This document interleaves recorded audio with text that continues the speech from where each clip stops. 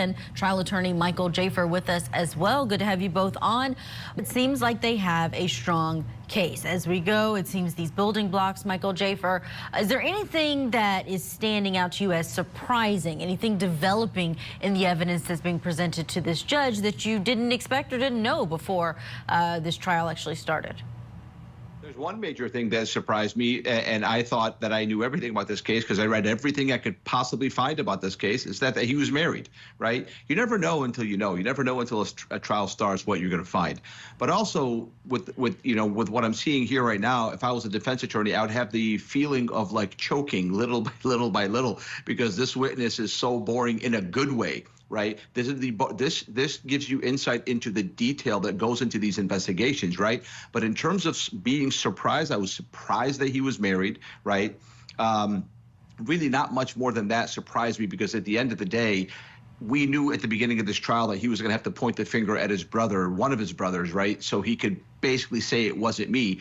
But man, that is being withered away right now with this witness. I mean, it's just kind of just very constrictive, the feeling that I would get as a defense attorney. I look at these trials from the standpoint of a defense attorney, and I ask myself, how would I feel if I was in that courtroom? I've been in these courtrooms. I've sat next to defendants. I've heard testimony from people opposed to my client, and I get this overwhelming feeling. Sometimes you feel buoyant when something comes up, and then in your cross-examination you're going to be able to gut a witness's credibility.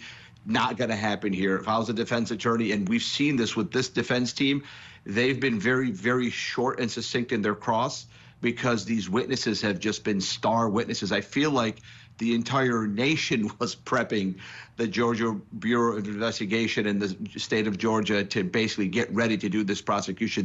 The subpoena to Cash App and just the detail they went into. My God, yeah, no, this is a very airtight case so far. Oh yeah, nothing more damaging in that accusation that we heard from the defense of this may have been the brother wearing his clothes, when you've got a picture of him wearing the hat that was seen in the video that had the DNA of the victim on it.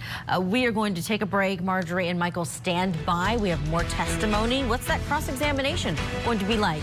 They made an intentional decision because it was a Canton, Georgia jury, and they did not believe that the people in that area would not be inflamed by the evidence that they knew that was going to be presented in this case. I think with a jury, honestly, I truly believe they would have fared worse. I think they made the right decision by going with a bench trial because the judge is a grizzled veteran that's accustomed to looking at the evidence.